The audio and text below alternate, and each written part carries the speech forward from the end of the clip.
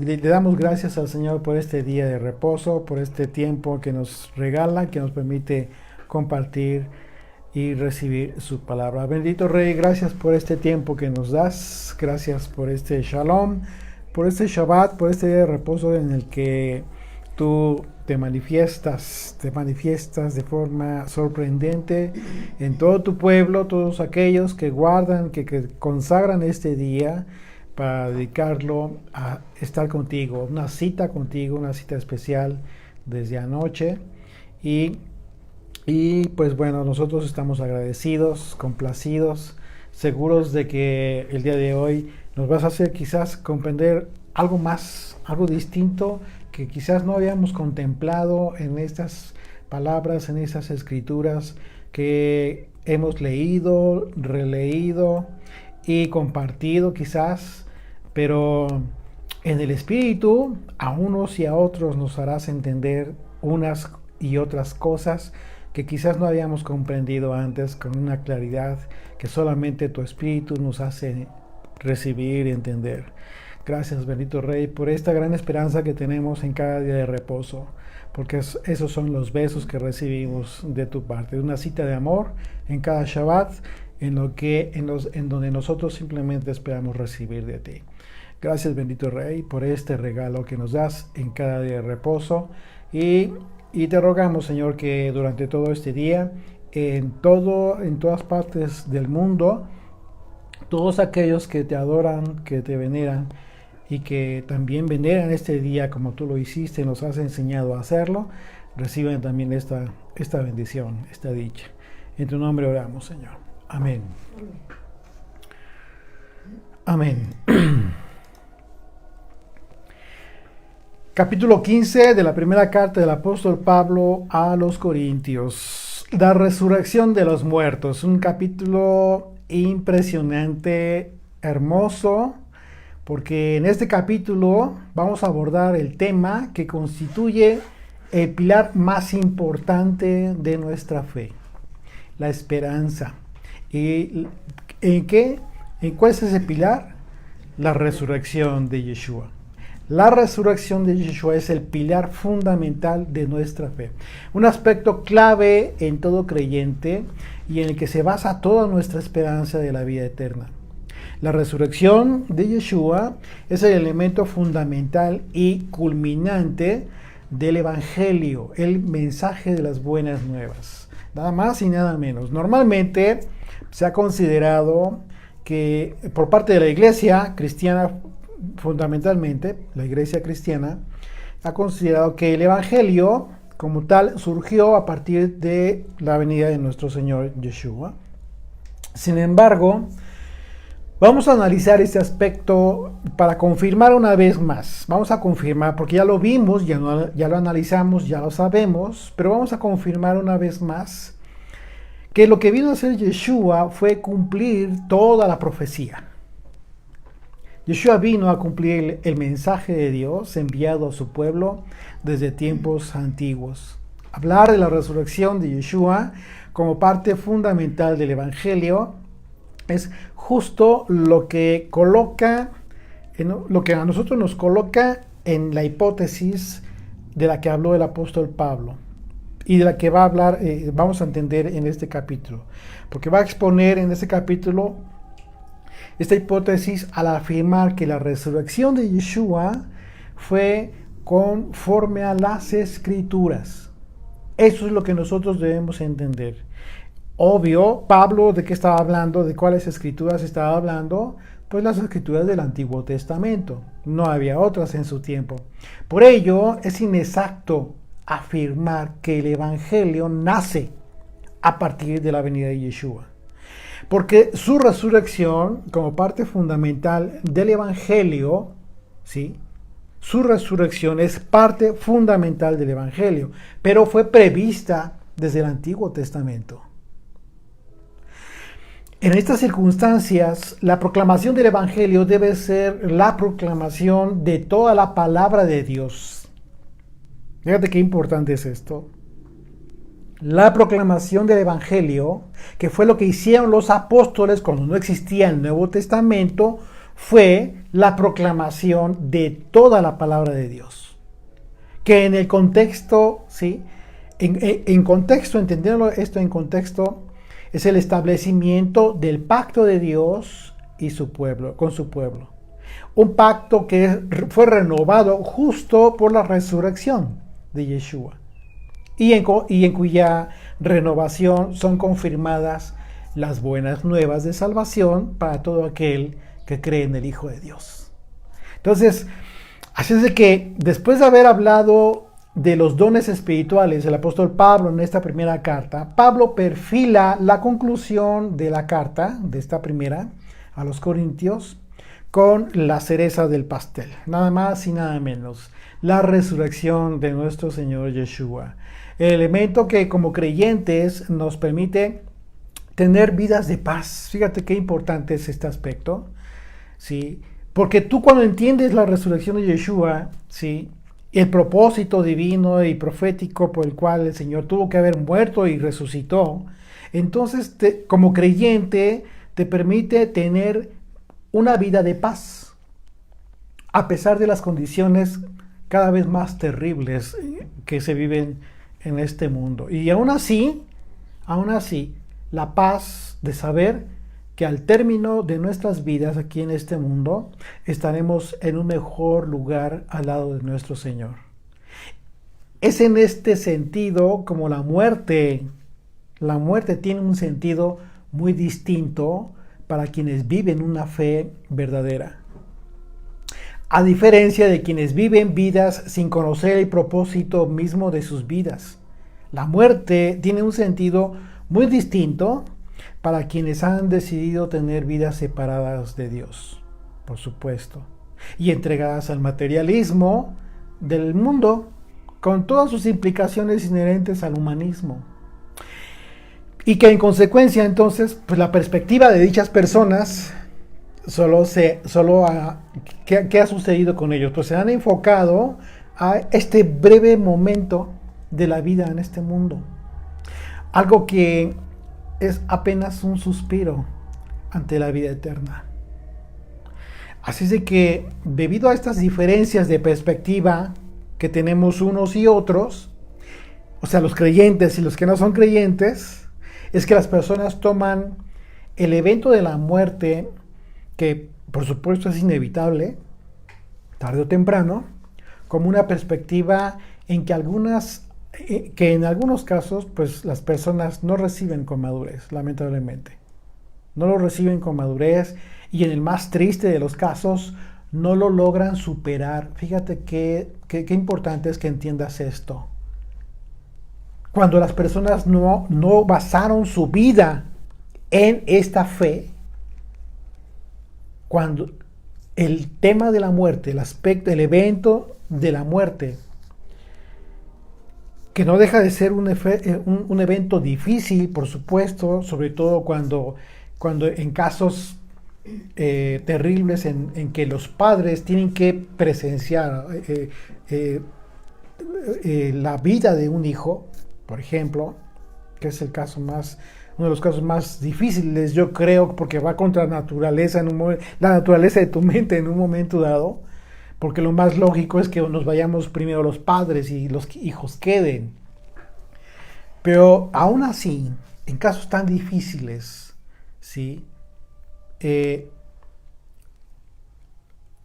Cuando la vida de la persona ha entendido el tema de la resurrección, aún así, el Señor de forma sobrenatural, a esta persona que ha vivido una vida de fe, en este sentido, entonces le da una paz sobrenatural que le permite superar la muerte aún a pesar de lo difícil de las circunstancias.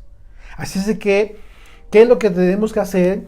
¿Sí? Porque por eso es Pablo Pablo en este caso comienza a hablar de todas las cosas que como creyentes nos dan la certeza de recibir la vida eterna. Si es que perseveramos en todo lo que implica haber recibido y vivido el Evangelio. Dice el verso 1 de el capítulo 15 de la primera carta del apóstol Pablo a los Corintios. Además, os declaro, hermanos, el evangelio que os he predicado, el cual también recibisteis, en el cual también perseveráis. Fíjate bien qué importante esto que está diciendo Pablo. Efectivamente, como lo confirmamos a lo largo del estudio y análisis de cada capítulo de esta carta, el apóstol Pablo en todo momento basó su predicación y su enseñanza ¿en qué? En la Torá, en todos los mandamientos que fueron dados a Moisés. No se salió de esa perspectiva. Los mismos mandamientos que vino a confirmar Yeshua en cada una de sus enseñanzas. Por ello resulta muy interesante observar que Pablo se refiere al evangelio que ha predicado. Por eso hay que poner mucha atención a las palabras claves específicas que está utilizando Pablo en su mensaje. Pablo dice el evangelio que os he predicado, dando a entender que hay otros evangelios, mensajes, porque recordemos que la palabra evangelio significa mensaje, que desde entonces se han predicado, pero dando a entender en este caso que hay otros, o ha habido desde entonces otros evangelios, que posteriormente en otra carta él mismo refiere. Así es de que, en consecuencia, al dar por hecho que el evangelio que predicó Pablo es el mensaje en el cual perseveramos, por ello nos habla de la seguridad de la salvación. Pablo nos habla de esta seguridad de la salvación. Y aquí Pablo está hablando de lo que estábamos comentando al principio, la paz, el shalom. Pero por cuanto que estás viviendo, no en tu mente, sino viviendo el evangelio, justo por esa perseverancia en dicho mensaje. No una perseverancia subjetiva, mental, no. Una perseverancia que vives día con día. Dice el verso 2, por lo cual, asimismo, si retenéis la palabra que os he predicado, sois salvos. Si no creísteis en vano. Es decir, la palabra retener aquí, que está utilizando el apóstol Pablo, en el griego es la palabra katejo, que significa sostener, sujetar, mantener firme. Con esa idea. Entonces el apóstol Pablo habló de mantener firme en nuestras vidas la palabra que predicó. Y la palabra que predicó, ¿cuál es? Es el evangelio, las buenas nuevas de salvación, con motivo de la resurrección de Yeshua, como el aspecto pues central de dicho mensaje. Por ello resulta, asegura el apóstol Pablo, que retener este mensaje en tu vida, el mensaje que él predicó, no en nuestra mente de forma subjetiva, sino en nuestras propias vidas, nos dará la salvación que tanto anhelamos preservar para la vida eterna. ¿Por qué es importante que entendamos y hagamos esta diferencia? Retener la palabra no significa que te aprendas la Biblia de memoria, como quizás te han aconsejado. Eso no te sirve de nada. De hecho, yo te digo, no la aprendas de memoria, no busques eso. Si te la aprendas de memoria, bueno, porque simplemente lo has repetido muchas veces, pero eso no tiene nada que ver con tu comprensión y discernimiento del mensaje. No, lo que tú tienes que hacer es retener la palabra. Cuando dices retener la palabra, significa que cuando tú vas a tomar decisiones en tu vida, en tu diario vivir, las vas a tomar en base a este evangelio. Y si ya entendiste que el evangelio tiene que ver con toda la instrucción que fue dada a Moisés, entonces tu vida la vas a... el mensaje del evangelio, la palabra que vas a retener en tu vida, ¿cómo se da? Se da de forma práctica, por supuesto. ¿Cómo? Perdonando a tu enemigo. Procurando ayudar a tu prójimo siempre. Procurando ver en toda circunstancia que no veas solamente tu propio beneficio, sino decidir prioritariamente en beneficio de tu prójimo o del más débil. En ese sentido, y conforme a todos los mandamientos del Señor, es como tú vas a retener la palabra en tu vida, no en tu mente. No en tu mente, olvídate de eso, eso no te va a servir para nada. Por esa razón dice, de otra manera, creísteis en vano. Sí, porque crees subjetivamente, pero en vano, porque eso no te da la salvación. ¿Y por qué habla Pablo de que es retener la palabra te va a dar salvación? Vas a ser salvos. ¿Por qué dice Pablo eso? Porque conforme vas educando y reformando tu vida en las decisiones que vas tomando, esa es la forma en cómo tu vida se transforma. De repente ya eres otra persona. No en un día, quizás no, por supuesto. Quizás no en un año, quizás te lleve varios años de tu vida, pero cuando llegue el momento tú te vas a dar cuenta, quizás alguien más, de testimonio de que tu vida ha cambiado. Y ha cambiado, ¿por qué? No por tus propios méritos, sino porque anhelaste retener la palabra del Evangelio. Que predicó Pablo, que predicó Yeshua, que predicó Moisés, que predicaron los profetas, que predicaron todos los apóstoles. Esa es la palabra del Evangelio y esa es la forma en cómo retienes en tu vida el Evangelio, la palabra del Evangelio. Si no lo haces así, olvídate. No te sirve de nada si sepas la Biblia de memoria. O hayas hecho la declaración de que Jesucristo es tu Señor. Bueno, eso ya, olvídate, pues imagínate, si estamos hablando que ese es el nivel del que está hablando Pablo, de una vida plena, pues las declaraciones que en un momento dado te dijeron, pues, con que digas esto ya eres salvo. La misma persona que en un momento dado pueda, que tenga un discernimiento, una mente clara, va a dudar eso, cuando tú le compartas eso, va a dudar. Una persona, estamos hablando de gente que tenga mente clara, que sea gente madura, va a decir, ¿cómo? ¿Así nada más? Y yo sigo con mi pecado, que a lo que tú le dices que es pecado, pero de repente ya lo hice así, ya lo declaré, pues no tiene ningún sentido. O sea, cuando ese tipo de fe no está divorciada del sentido común, de la lógica, pues no es una fe verdadera. Por esa razón es importante retener, entender lo que debemos tener, entender como lo dijo Pablo.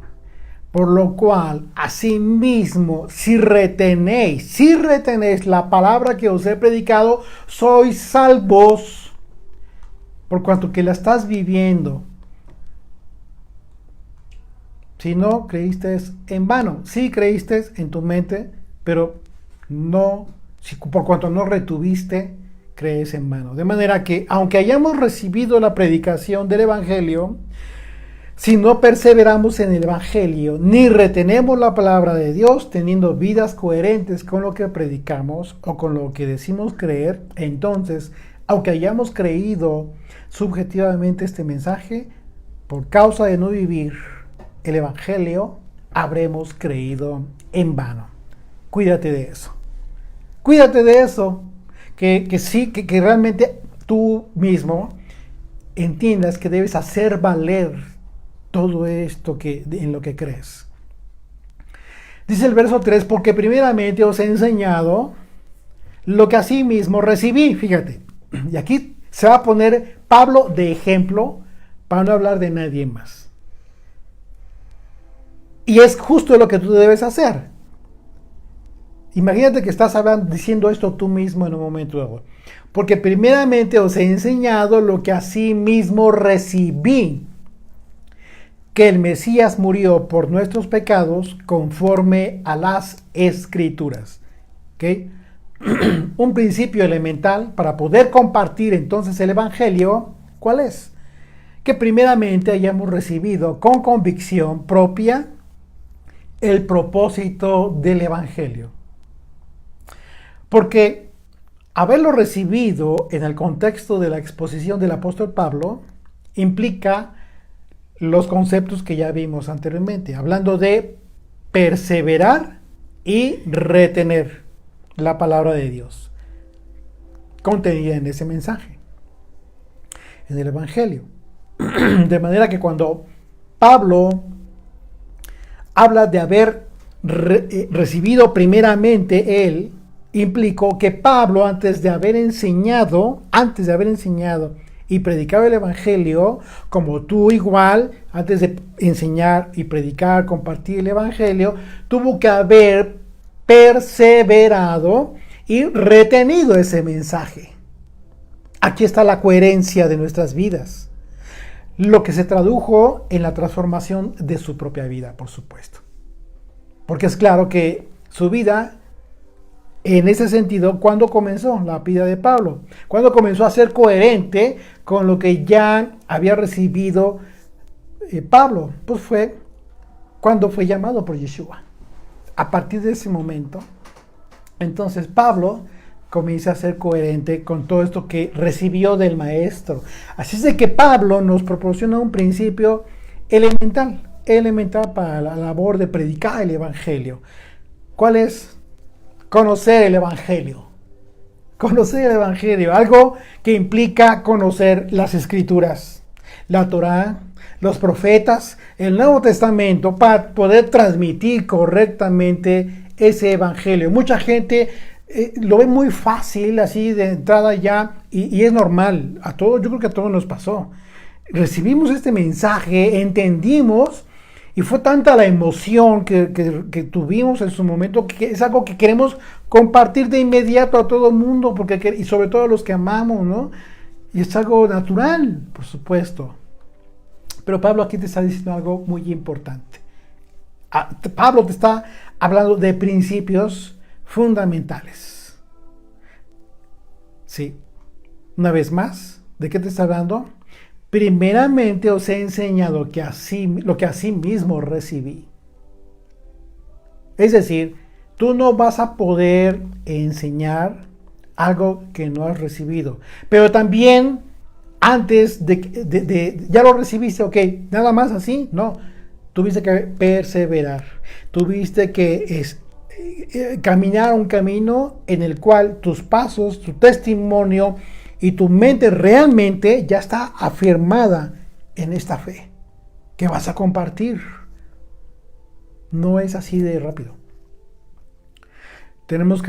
Esa emoción de repente tiene que aterrizar, poner los pies en la tierra y entonces entender que lo que nos está diciendo aquí el apóstol Pablo, este principio elemental para la labor de compartir el Evangelio, que es conocer. Y una vez más, aquí entonces estamos entendiendo que conocer el Evangelio para compartir el Evangelio implica que conozcas toda la Escritura. Toda la Escritura. Olvídate de que vas a conocer estos pequeños párrafos de la Escritura, así como que de forma aislada. Con esto ya vas a compartir y ya Dios va a hacer la obra. Por supuesto que Dios hace la obra, sí. Pero tú no estás haciendo la tarea. No has hecho aún la tarea. Entonces, pues bueno, consideramos que Pablo se llevó su tiempo. Pablo conocía las Escrituras, pero ¿qué crees? Vamos a hablar más adelantito de algunos ejemplos en que la propia Escritura te dice que no es lo mismo conocer las Escrituras de forma mental, en tu conocimiento, en tu capacidad, a discernirlas. El conocimiento de Dios no es el conocimiento simple y llano de las Escrituras. No necesariamente. Son cosas distintas y eso es un tema que hemos hablado y hemos entendido desde la carta a los Romanos y incluso desde los Hechos. Y bueno, dice, pero bueno, entonces, ¿qué es lo que ya debiste haber recibido? Una vez más, aquí nos va a confirmar Pablo. Yo te pregunto a ti, una vez más, ¿qué es lo que ya debiste haber recibido? ¿Cómo lo recibió el apóstol Pablo? Y aquí es aquí donde viene la confusión. Nada más este renglón es lo que debo saber. Sí, pero en este renglón te está implicando todo el conocimiento de la Escritura. Dice que Cristo, que el Mesías, murió por nuestros pecados conforme a las Escrituras. O sea, sí, ya conociste que Cristo murió por ti. Sí. ¿Y eso es todo? Porque dice conforme a las Escrituras. Entonces, ¿qué tienes que conocer? Toda la Escritura. Quienes nos han dado el honor de acompañarnos en los estudios de la Torah desde Génesis 1:1. Dígame si ha habido alguna ocasión en que no hayamos visto en cada párrafo, en cada expresión, en cada versículo de la Torah a Jesucristo. Es impresionante. Es impresionante. Todo ese conocimiento es lo que debes de tener y entender para afirmar con conciencia, con una plena conciencia, con una plena convicción que Cristo murió por nuestros pecados. Cuando tú tengas esto, lo vas a compartir. Lo vas a compartir con toda la pasión que esto implica.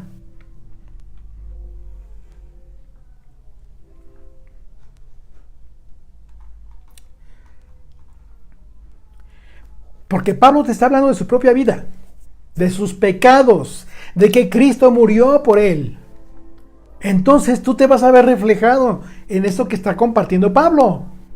Cuando entendiste que Pablo murió por ti, por tus pecados, y que te ha dado una nueva oportunidad de vida. Este es el centro del Evangelio. ¿Por qué? No hubiese sido posible si no hubiese resucitado. Y fue posible porque hoy vive.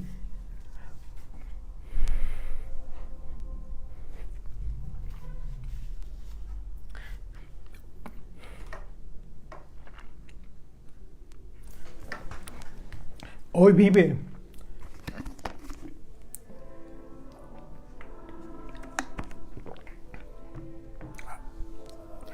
Cristo murió por nuestros pecados conforme a las Escrituras. Y bueno, aquí vamos a confirmar entonces que para compartir el Evangelio, pues es necesario conocer las Escrituras.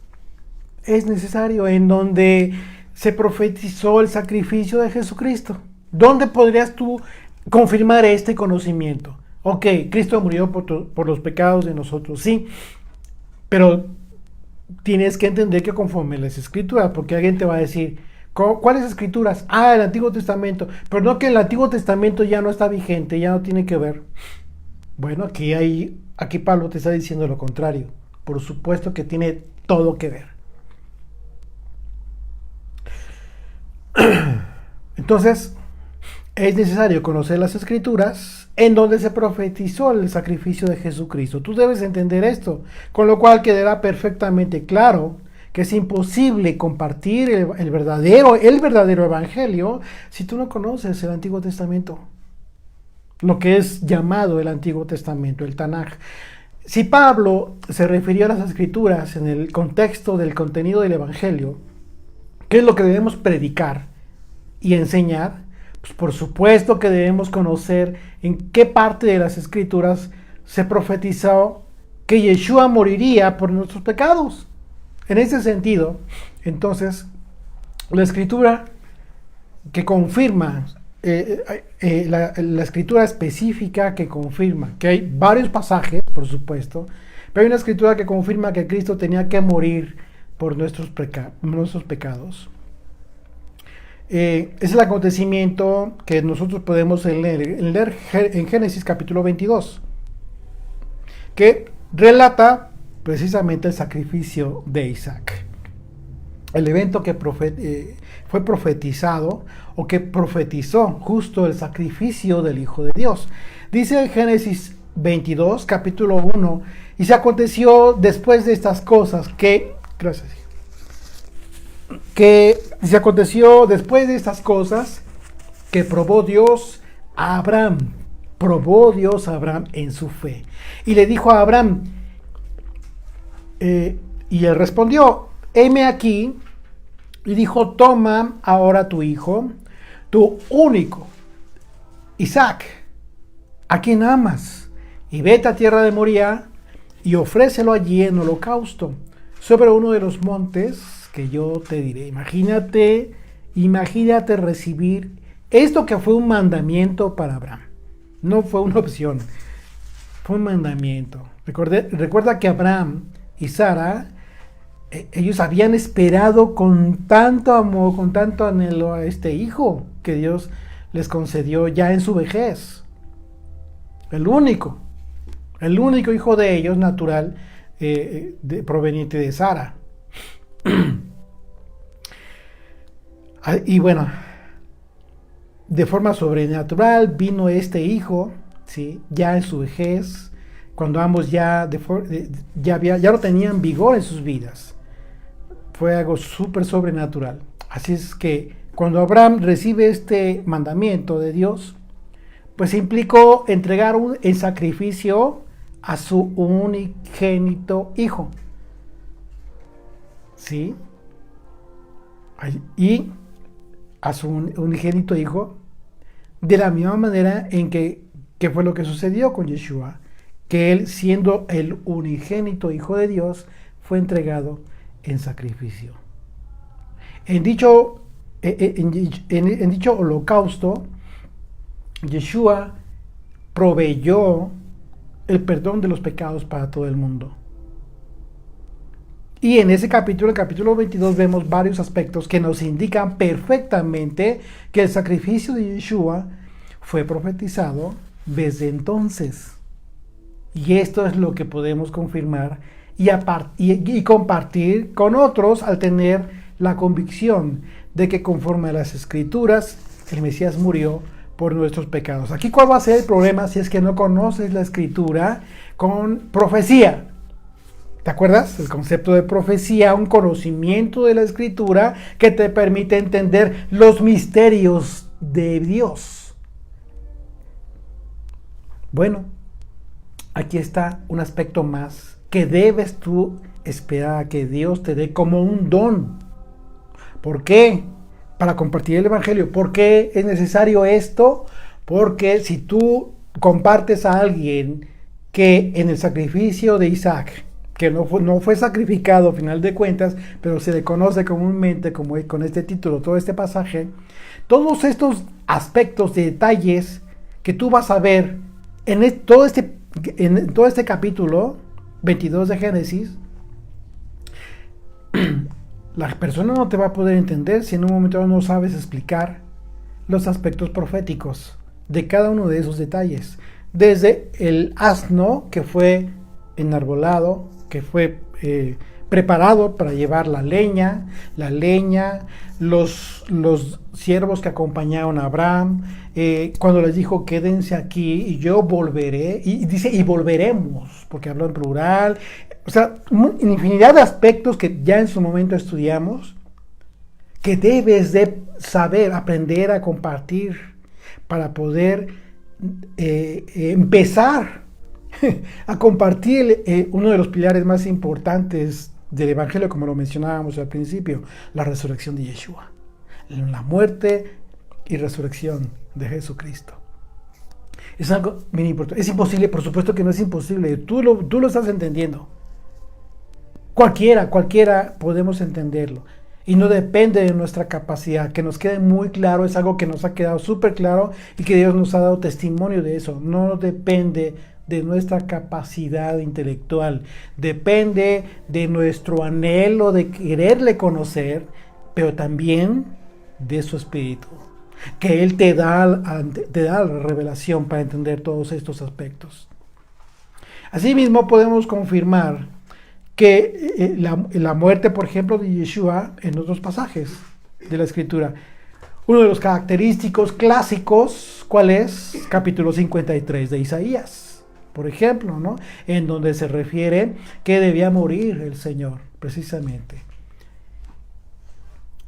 La muerte del sacrificio de Yeshua, el sacrificio de Yeshua. El Salmo capítulo 22, por ejemplo, que nos describe de forma literal, proféticamente, cómo fue descrita la cruz todo el sufrimiento del Hijo de Dios en esa cruz. Impresionante. Otro pasaje, por ejemplo, impresionante también de las escrituras de la Torá, lo vemos en Números capítulo 21, en donde Moisés recibió el mandamiento de parte de Dios para que construyera una serpiente de bronce, sobre un asta. Ese evento, esa imagen, estaba profetizando que el Hijo de Dios, aquel que daría vida, sería puesto en un asta, en un madero, en una cruz. ¿Por qué? Pues porque también tienes que entender todo ese pasaje del capítulo 21 en donde tú debes compartir que el pueblo se estaba muriendo porque las serpientes se les estaban picando, ¿sí? Y en la serpiente que representa bíblicamente hablando pecado, la maldición, el pecado. Entonces estaba muriendo el pueblo de Israel por sus pecados, por su necesidad, por su falta de gratitud para con el Señor. El Señor les mandó serpientes que los empezaron a matar, se empezaron a morir. Y entonces Moisés, como intercesor, ora al Señor y recibe este mandamiento. Y entonces dice el Señor: todo aquel que mire a la serpiente, aquello que representa el pecado del mundo ahí, en esa asta, vivirá, no morirá. Y fue así como comenzaron a ser salvos de la muerte por la picadura de la serpiente, el veneno, salvos del pecado. Aquellos israelitas comenzaron a ser salvos, ya no murieron. Lo mismo hoy en día.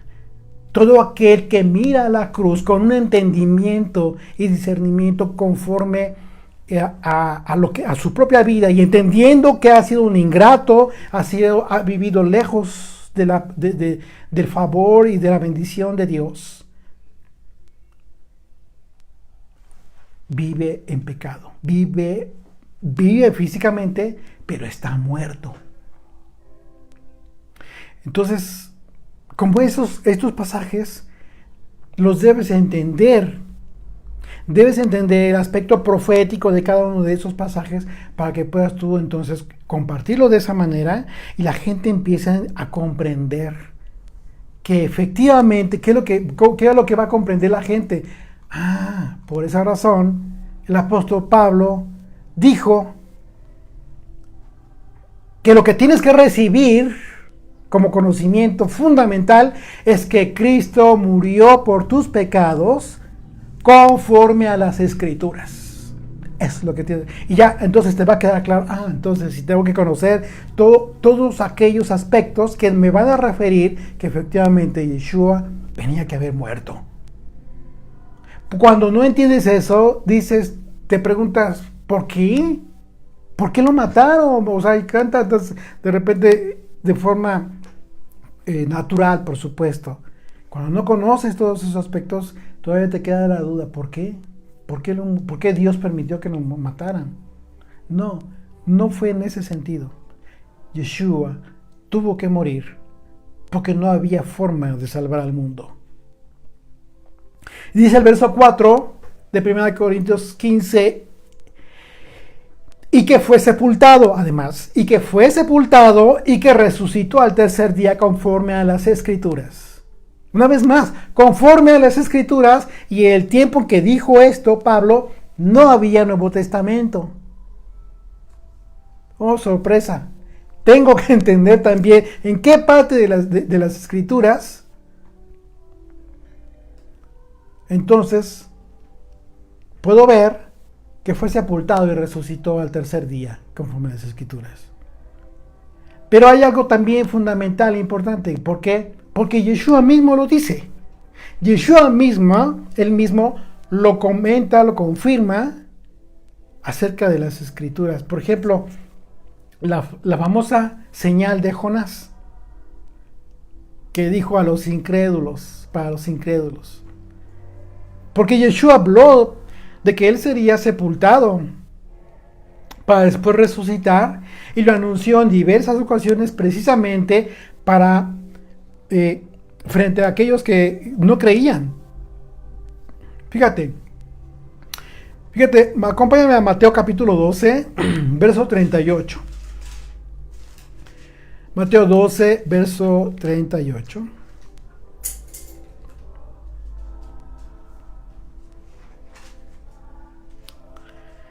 Dice, entonces respondieron algunos de los escribas y de los fariseos diciendo, Maestro, deseamos ver de ti señal.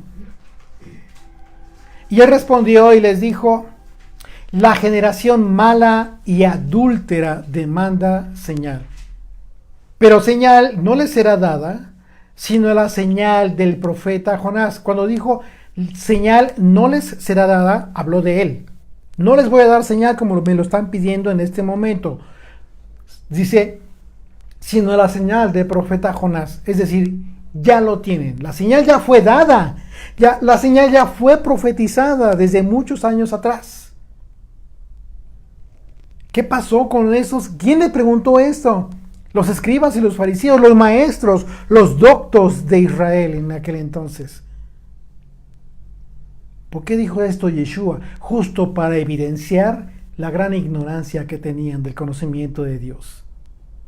Ellos perdieron el don, más bien, o quizás nunca les fue dado, el don de profecía. Es decir, ya recuerdan, ¿verdad? Lo que vimos en los capítulos anteriores. Los dones, cuando habla Pablo de los dones, el don de profecía que tiene que ver con el conocimiento de las escrituras, pero con cierta revelación que te permite conocer los misterios de Dios. Es justo por esa razón que los eventos proféticos están siendo, tú los ves confirmados con Yeshua. Y él mismo lo está mencionando aquí. La generación mala y adúltera demanda señal, pero señal no le será dada, sino la señal del profeta Jonás. Porque como estuvo Jonás en el vientre del pez 3 días y 3 noches, así estará el Hijo del Hombre, hablando de él, siempre que dijo el Hijo del Hombre era una referencia al mismo, en el corazón de la tierra 3 días y 3 noches. Los hombres de Nínive se levantarán en el juicio con esta generación. Aquí, ¿qué está diciendo entonces Yeshua? Bueno, así como estuvo Jonás 3 días y 3 noches dentro del pez y volvió a la vida, así va a pasar conmigo. Lo que le está diciendo es, ¿qué está diciendo? Hay muchos que aseguran que Jonás no murió, pero entonces Yeshua mintió o Yeshua no murió. Y cuidado, cuidado con decir eso, con meterte en Honduras de fábulas que de repente, ya no solamente los judíos, sino mucha gente que ahora de repente anda fantaseando y asegurando que Yeshua, que Jonás no murió. Cuidado con eso, porque contradices lo que está diciendo el maestro. Por supuesto que Jonás murió. Dentro del pez 3 días, 3 noches murió. Porque está diciendo, esa es la señal de mi muerte y mi resurrección. Por supuesto que Jonás murió. Tú no puedes contradecir, no debes contradecir y pensar, alucinar que Jonás no murió, porque lo que estás diciendo es que Yeshua no murió. Mucho cuidado con de repente alegorizar lo que no debes alegorizar, interpretar lo que no debes interpretar. Esto es algo que no se debe interpretar porque te lo está diciendo de forma literal Jesucristo. Dice, porque como estuvo Jonás en el vientre del pez 3 días y 3 noches, así estará el Hijo del Hombre en el corazón de la tierra 3 días y 3 noches. Los hombres de Nínive se levantarán en el juicio de esta generación, aquí hablando de un aspecto impresionante, para confrontar a estos incrédulos. Dice, los hombres de Nínive se levantarán en el juicio con esta generación. ¿Qué pasó con los hombres de Nínive? Está hablando de Jonás, lo que hizo después de que salió, resucitó de la muerte dentro de aquel gran pez. ¿Qué fue lo que hizo Jonás? Pues tuvo que ir a cumplir el mandamiento de Dios. Fue y anunció lo que iba a suceder con la ciudad de Nínive si es que no se arrepentían. ¿Y qué fue lo que sucedió? Se arrepintieron.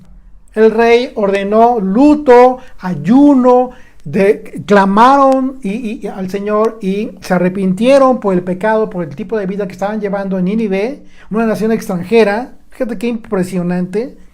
Y el Señor los perdonó. El Señor los perdonó.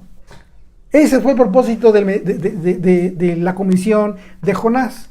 Por esa razón, fíjate ya ante esto, ¿por qué está diciendo Yeshua?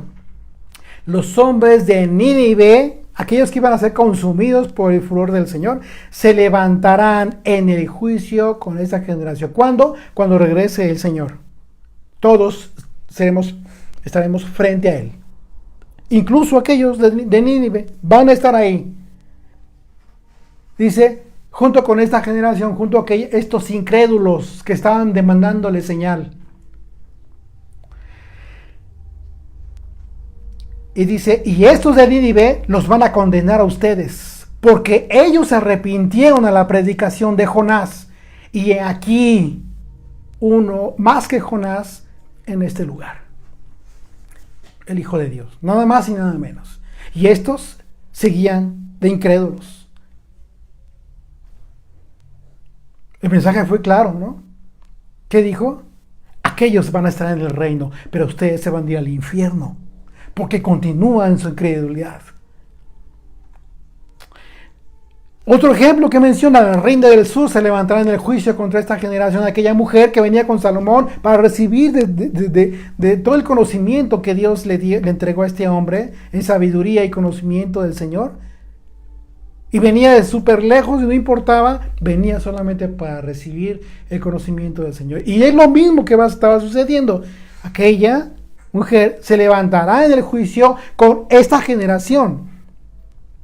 Y aquella mujer condenará, no porque ella condene, ni porque los de Nínive, sino por su testimonio condenarán a estos incrédulos. Porque ella vino de los fines de la tierra para oír la sabiduría de Salomón. Y aquí, más que Salomón en este lugar, Jesucristo mismo. Yeshua citó las escrituras del Antiguo Testamento para hablar de la sepultura y que, como en el caso de Jonás, estaría bajo la tierra 3 días y 3 noches, como vemos aquí. Y en otro pasaje, Yeshua mismo, hablando de él ser el pastor de Israel, prometido en las profecías, vemos en el capítulo 34 de Ezequiel que él habló de poner su vida por las ovejas, como una referencia a ¿qué? Como una referencia a las ovejas. Cuando dijo esto, se estaba refiriendo al pueblo judío específicamente primero. Fíjate bien, en el orden en que dijo Yeshua, en el que habló más adelante Yeshua, confirmando esta profecía de Ezequiel. ¿Por qué? Porque él habló de poner su vida por las ovejas como una referencia al pueblo judío que creyó o que creía en el Mesías y que fueron millares y que aún después de poner su vida en sacrificio en la cruz, él tenía el poder incluso para volver a tomar su vida. Hablando de la resurrección, ¿sí? Y hablando de su resurrección para ir por otro rebaño. Hablando de todos nosotros, de la dispersión de Israel que creerían como lo somos tú y yo. Dice Juan capítulo 10, verso 11. Dice, yo soy el buen pastor. Está hablándoles y recordándoles al pueblo judío la profecía de Ezequiel. Yo soy aquel buen pastor del que habló el profeta. El buen pastor su vida da por las ovejas. Mas el asalariado y que no es el pastor, aquel que ve por su propio beneficio, el que vive de las ovejas y que está esperando todo el tiempo ser mantenido por las ovejas, ese no represento a ese y no soy yo ese. El asalariado, el que no es pastor, de que no son propias las ovejas, ve venir al lobo y deja las ovejas y huye. Y el lobo arrebata las ovejas y las dispersa. ¿Quién es el lobo? El maligno, el que confunde, el que tiene el propósito de, en un momento dado, hacer la labor de dispersar a las ovejas. Dice el verso 13. Así que el asalariado huye porque es asalariado y no le importan las ovejas. Yo soy el buen pastor y conozco mis ovejas y las mías me conocen. Fíjate, de lo que está hablando es un aspecto sobrenatural. Sobrenatural. Que ni tú ni yo podemos ver ni discernir. No podemos anticipar esto. Verso 15. Así como el Padre me conoce, yo conozco al Padre y pongo mi vida por las ovejas, también tengo otras ovejas que no son de este redil. Entonces, ¿de quién dijo que primeramente iba a poner, por quién iba a poner su vida? Primeramente por ellos, por supuesto que sí. Porque después está hablando, dice, y tengo el poder para ir por el otro rebaño. También tengo otras ovejas que no son de este redil, aquellas también debo traer, y oirán mi voz, y habrá un rebaño y un pastor. Por eso me ama el Padre, porque yo pongo mi vida para volverla a tomar. Muerte y resurrección. Nadie me la quita, sino que yo mismo, de mí mismo, la pongo. Tengo poder para ponerla y tengo poder para volverla a tomar. Este mandamiento recibí de mi Padre. Lo está anunciando como una profecía que iba a ser cumplida en su propia vida. Jesucristo está hablando de él mismo. En otra ocasión, Yeshua se refirió a las escrituras del Antiguo Testamento para hablar de la resurrección frente a aquellos saduceos que no creían en la resurrección. Ellos específicamente no creían en la resurrección y es por ello que ignoraban las escrituras. Entonces vemos que los escribas y los fariseos, ¿en qué no creían? No creían en él, no creían en el Mesías. Pero los fariseos estaban peor, porque ellos no creían tampoco en la resurrección. Y conste que eran gente que conocía las escrituras, eran doctos en el conocimiento intelectual de las escrituras, pero no tenían el don de profecía. Mateo 22, verso 23, dice, aquel día vinieron a él los saduceos que dicen que no hay resurrección. Ellos aseguraban que no hay resurrección. Y le preguntaron diciendo, maestro, Moisés dijo, si alguno muriere sin hijos, su hermano se casará con su mujer y levantará descendencia a su hermano. Hubo pues entre nosotros 7 hermanos, el primero se casó y murió. Y no teniendo descendencia, dejó su mujer a su hermano. De la misma manera también el segundo, el tercero, hasta el séptimo. Después todos murieron. ¿De qué está hablando aquí? Bueno, hay un mandamiento en la Torá que se cumplía en aquel entonces con todo el propósito de que las tribus no mermaran. Las tribus también se dio un mandamiento para que no se casaran con otras tribus, sino que preferentemente se casaran con los de la misma tribu. ¿Para qué? Cumplir el mandamiento de reproducirse y no mermar. Ese era el propósito, no era otro. Por esa razón, ese mandamiento de ninguna manera hoy se cumple. Por supuesto que no. Fue un mandamiento que fue cumplido con ese propósito específico. Dice, ok, todos murieron. De acuerdo a esto, ¿no? Los que tuvieron a esta mujer. Pues imagínate, un ejemplo que quizás fue inventado solo para tentar al Señor, porque no creían en la resurrección. Y entonces dice, en la resurrección, pues, ¿de cuál de los 7 será ella mujer? Ya que todos la tuvieron. Fíjate qué tontería. Dice el verso 29, entonces respondió Yeshua y les dijo, erráis, ignorando las escrituras y el poder de Dios. Son ustedes unos ignorantes porque no conocen la escritura con la revelación que el Espíritu de Dios le da a aquellos que quieren conocer verdaderamente al Señor y no los religiosos. Si tú eres religioso, va a ser muy difícil que tengas el conocimiento de los misterios de Dios. Dice, porque en la resurrección ni se casarán, ni se darán en casamiento, sino serán como los ángeles de Dios en el cielo. Pero respecto a la resurrección de los muertos, ¿no habéis leído lo que os fue dicho por Dios cuando dijo, yo soy el Dios de Abraham, el Dios de Isaac y el Dios de Jacob, dice yo soy, está hablando en presente. Para este tiempo, Yeshua, que está hablando, ya no estaban vivos, ni Abraham, ni Isaac, ni Jacob. Dice, yo soy el Dios de Abraham, el Dios de Isaac, el Dios de Jacob. No es Dios, Dios no es Dios de muertos, no es Dios de muertos.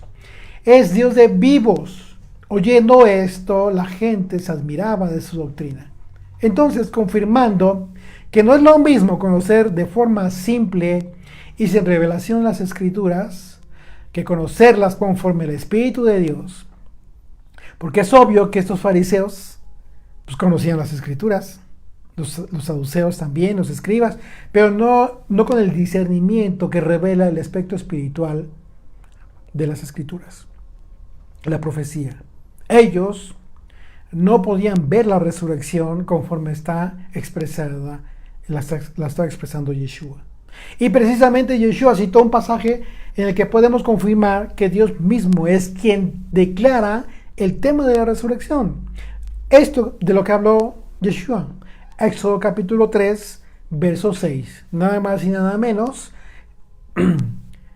La eternidad, el aspecto de la eternidad que Dios declara cuando dice yo soy. Fíjate, y dijo Dios, yo soy el Dios de tu padre, Dios de Abraham, Dios de Isaac y Dios de Jacob. ¿Qué está diciendo?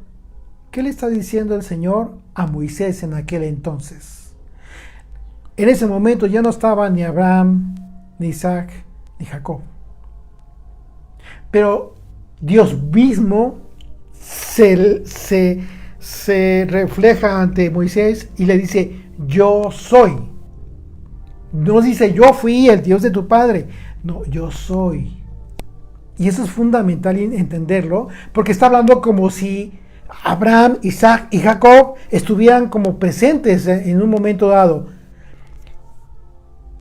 Entonces Moisés cubrió su rostro porque tuvo miedo de mirar a Dios. Claro, con una expresión así, no solamente se lo dijo, no solamente tú debes entender que se lo dijo de esas, y Moisés escuchó las palabras. Debes entender que Moisés escuchó, pero también recibió al mismo tiempo la revelación con un entendimiento total. Por eso tuvo un temor, tuvo miedo, porque estaba ante el Creador de los cielos y la tierra. Moisés conocía todo, absolutamente todo lo que se había dicho de Dios desde Génesis 1:1. Imagínate, tuvo miedo de mirar, por supuesto. La expresión yo soy es la expresión hebrea Asher,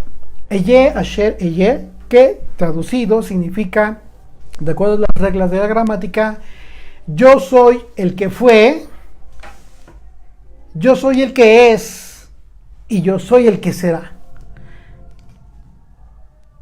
Es decir, yo soy aquel que está siempre presente, el eterno, yo soy el siempre existente. Lo anterior, ¿qué te dice? Bueno, habla de la resurrección. La resurrección, entonces, de la que estamos hablando, de la que está hablando el apóstol Pablo, está ligada totalmente a la eternidad de Dios, al aspecto de la eternidad de Dios mismo. ¿Y respecto a qué? Pues respecto a Abraham, Isaac y Jacob y todos los que están para resucitar. ¿Sí me entendiste esto?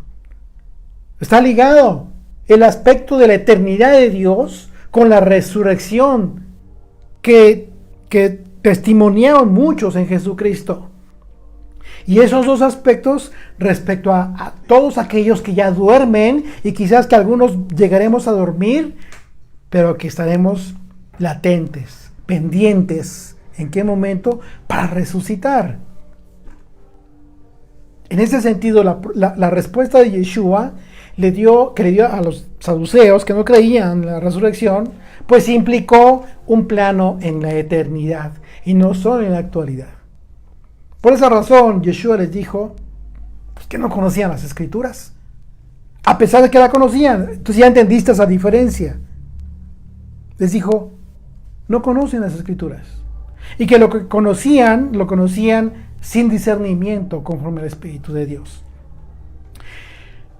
Verso 5 del capítulo 15 de Corintios, 1 de Corintios, dice, y que apareció a Cefas, Kefa, y después a los 12 en el momento de la resurrección. Después apareció a más de 500 hermanos a la vez, de los cuales muchos aún viven y otros ya duermen. Esto fue fundamental. ¿Por qué? Porque aquellos que aún vivían podían testimoniar y seguían testimoniando de que efectivamente vieron vivo al Hijo de Dios. Pablo dejó este testimonio de que la resurrección de Yeshua fue presenciada por muchos, incluso de los que se encontraban presentes precisamente. Y algunos que quizás pues ya dormían, ya habían pasado, ya no estaban entre ellos. Y con esto se confirma que a pesar de que la señal que había la señal que en un momento dado, la señal de la resurrección, que sería contradicha, en su momento, millares de personas estarían confirmando tanto por el testimonio vívido de los apóstoles como de aquellos más de 500 hermanos de los cuales a él se les apareció el Señor, resucitó. Todos estos estaban dando testimonio de que resucitó y que había vuelto a tomar su vida, conforme a la Escritura, conforme a la profecía y como él mismo lo anunció. Entonces imagínate, aquí está la esperanza de todos aquellos por los que constituimos aquel otro rebaño por los que iría el Señor. Lucas capítulo 2, ¿y cuál es la señal contradicha? ¿Por qué hablamos de la señal contradicha? Porque fue profetizada también. Lucas capítulo 2, verso 33, dice, y José y su madre estaban maravillados de todo lo que se decía de él. ¿De quién? De Yeshua, cuando lo llevaron a presentar al templo. Recordemos que Yeshua fue circuncidado también al 8º día, por supuesto, cumpliendo la ley, la Torá, el mandamiento y enseñando así.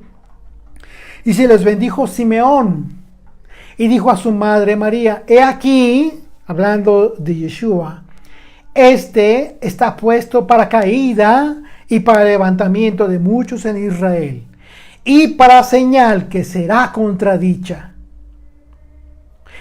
Y una espada traspasará tu misma alma para que sean revelados los pensamientos de muchos corazones. Impresionante la profecía de aquel hombre, Simeón, viejito, que en un momento dado levantó su mirada al cielo y le dio gracias a Dios y le dijo, Señor, puedes llevarme ya. ¿Por qué? Porque mis ojos han visto la salvación de Israel.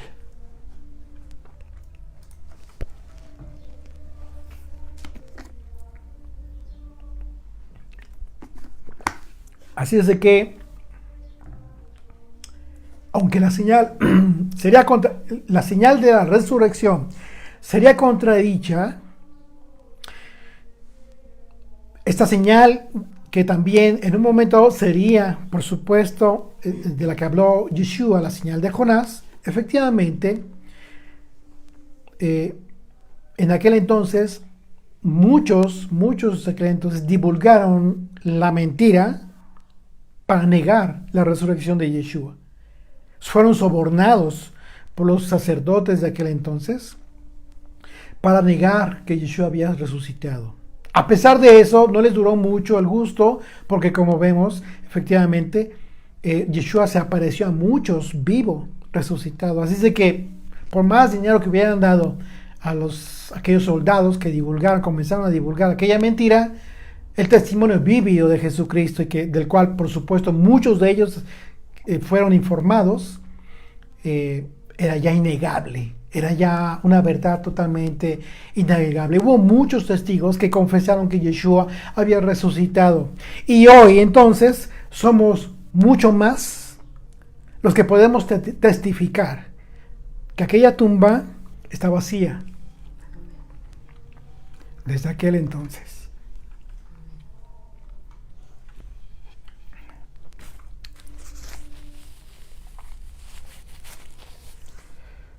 Qué alegría, ¿no? Qué esperanza.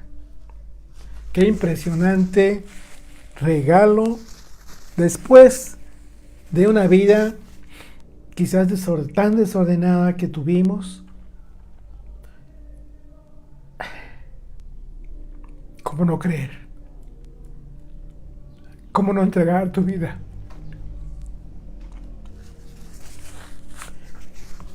Perdón. Seguimos. Verso 7. Después apareció a Jacobo, después a todos los apóstoles, y al último de todos, como un abortivo, dice Pablo. Como un abortivo me apareció a mí. Y aquí te vas a identificar con Pablo.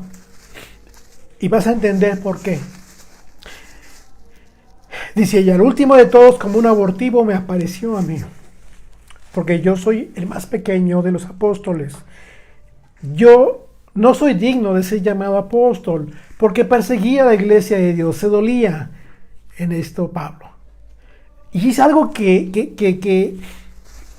tú puedes darte cuenta, de lo que puedes darte cuenta, puedes, por supuesto, ya entendiste que fuiste perdonado de tus pecados, como Pablo fue consciente de que el Señor le perdonó. Pero algo que te permite mantener la humildad, la serenidad y los pies en la tierra es no olvidar de dónde te sacó el Señor. No porque siempre estés anclado a aquello, no. Porque te mantener una gratitud para con Él. Te permite mantener una gratitud para con Él. Y por eso dice, yo no soy digno de ser llamado apóstol. Él lo reconocía. Porque perseguía a la iglesia de Dios. Imagínate, qué terrible. Persiguió a todos los apóstoles, a todos los creyentes. Y pon atención ahí, subraya la palabra abortivo. Porque esto es con lo que tú y yo nos íbamos a identificar. La palabra abortivo que utiliza aquí el apóstol Pablo se refiere a él mismo. En el griego es la palabra ektroma, con K, ektroma. ¿Qué significa esto? Significa un nacimiento abortivo. Si ponemos atención, sí, es curioso y contradictorio, por supuesto. Si ponemos atención a esta expresión de Pablo, resulta muy interesante darnos cuenta que en realidad hablar de un aborto es hablar de la muerte de un feto. Pero, o sea, la muerte antes de nacer. ¿Ya te estás identificando? Comienza a identificar las palabras de Pablo, el concepto que utilizó, porque lo utiliza a propósito para hacer conciencia en ti. Pero cuando Pablo utiliza esta analogía, lo hace a propósito para dar a entender que en realidad Pablo estaba como muerto antes de nacer. Persiguiendo a la iglesia, haciendo tu vida sin Dios, yéndote los viernes y los sábados de pachanga, olvidándote de, ya te hablaron de Shabbat, sí, ya lo entendí, pero no, pues yo tengo compromisos, tengo mi vida, me gusta la fiesta, me gusta vivir bien. ¿No? Así de que por ese propósito Pablo está hablando de este concepto, ¿sí? Porque al hablar de sí mismo estaba diciendo yo estaba como muerto antes de nacer. Así de que al decir que como un abortivo le apareció a él, el Señor, nos está diciendo que justo el que se le haya aparecido, el hecho de que se le haya aparecido, aunque sea al final de los apóstoles, el Señor le dio vida. Pablo fue el producto de un nacimiento abortivo, algo, por supuesto, sobrenatural, o si quieres entenderlo en términos médicos, antinatural. No existe un nacimiento abortivo, es algo contradictorio. Sin embargo, Pablo habla así, como un abortivo me apareció a mí. Porque no se murió, no fue enterrado Pablo. Pablo vivió. Por eso habla de haber nacido, sí, pero como un nacimiento abortivo. Como algo desechado, ¿no? Así de que no es por accidente, ni solo por humildad, que Pablo refiere que Yeshua le apareció como un abortivo, porque Pablo está hablando de la vida que Yeshua le dio después de estar vivo pero sin vida. Y dice que él fue el más pequeño de los apóstoles. Y la razón tiene que ver con lo que los apóstoles vivieron con Yeshua durante todo su ministerio. Pues imagínate lo que hubiera querido Pablo y no lo vivió. Al contrario. Algo que no vivió Pablo. Y aún así, aunque en el tiempo en que los apóstoles proclamaban el evangelio, Pablo los persiguió junto a todos aquellos que estaban dispersos por Israel, los persiguió incluso hasta el extranjero. La forma en que Pablo se expresa de sí mismo nos muestra una vez más la humildad con la que Pablo desempeñó su ministerio. Por la restauración que Yeshua hizo de su vida, que siendo como un abortivo, tuvo la gran dicha de nacer de nuevo, nada más y nada menos, para cumplir el llamado de ser el apóstol que llevaría el nombre de Jesucristo a gentiles y reyes, ambos de los hijos de Israel. Amén. Señor, ¿cómo no agradecerte, Padre eterno, esta enseñanza, mi Dios, tu misericordia, tu fidelidad? ¿Cómo no agradecerte, Padre eterno, el Dios que eres, tan bueno, tan generoso y siempre nos sacias de bien, Señor? Te alabamos, Padre eterno, porque nos estás instruyendo, Padre, porque nos estás dando el conocimiento, mi Señor, de lo que necesitamos hacer antes de nosotros abrir nuestra boca, Padre, para hablar de tus maravillas, que son la resurrección de Yeshua, la esperanza de la vida eterna, Padre. Gracias porque en esta vida, Señor, tenemos que cambiar, tenemos que mejorar, tenemos que aplicar este entendimiento, Padre, como lo dices, en retener, mi Dios, las escrituras en nuestra vida, el retenerlas para aplicarlas, para vivirlas, para tener nuestro corazón convencido y convertido delante de ti. Gracias, Padre eterno. No tenemos nosotros, mi Dios, nada con qué agradecerte más que con nuestra obediencia, Señor, con nuestra gratitud eterna por habernos salvado, por habernos perdonado, Señor, porque estamos confiados en que esta palabra va a ser clavada en nuestros corazones como aquellos clavos clavaron tus manos en la cruz, mi Dios. Gracias por esta labor que hace Humberto, Señor, este estudio, porque sin duda alguna tu Espíritu lo está guiando, Señor. Gracias. Gracias por tu Espíritu, Padre eterno, porque nos guía, nos consuela, nos da dirección.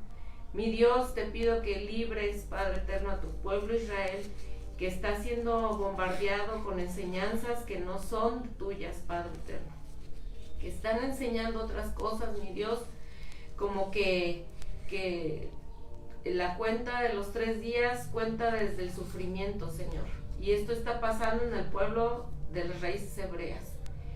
Y Señor, libra a tu pueblo, Padre eterno. Solamente a través del conocimiento, del estudio de la palabra, vamos a ser librados de los malos, de los lobos, Señor, que quieran matar y destruir a tu pueblo. Te pido, Señor, que guardes a tu pueblo Israel, mi Dios, de las falsas enseñanzas, Señor. Que tu Espíritu, Señor, nos guíe, que tu Espíritu nos convenza, Padre eterno. Gracias te damos, bendito Dios, por este estudio tan hermoso y porque nos estás dando a través de esto la oportunidad de ir y predicar el Evangelio, el verdadero Evangelio, tu sufrimiento, tu muerte, tu resurrección, Padre eterno, a través de toda la Escritura, a través de tu Torah. Gracias te damos, Padre, en el nombre y por los méritos de Yeshua. Amén. Amén.